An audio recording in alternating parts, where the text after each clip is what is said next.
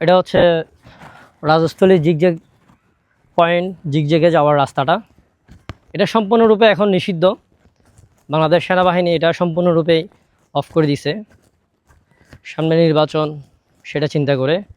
তো যারা দূর দূরান্ত থেকে চট্টগ্রাম, ঢাকা, বিভিন্ন বাংলাদেশের মানুষ রাজস্থলী, লাদাখ, বাংলাদেশের লাদাখ ঘুরতে আসতে চাইতেছেন, তাদেরকে বলবো এখন না আসাটাই ভালো, কারণ বাংলাদেশ সেনাবাহিনী কোনো প্রকারেই আপনাদেরকে ঢুকতে দিবে না। এখন এখানে একটা চেকপোস্ট আছে, ভিতরে আরও 4টা চেকপোস্ট, টোটাল 5টা চেকপোস্ট আছে, আপনাকে এখানে অ্যালাউ করবে না।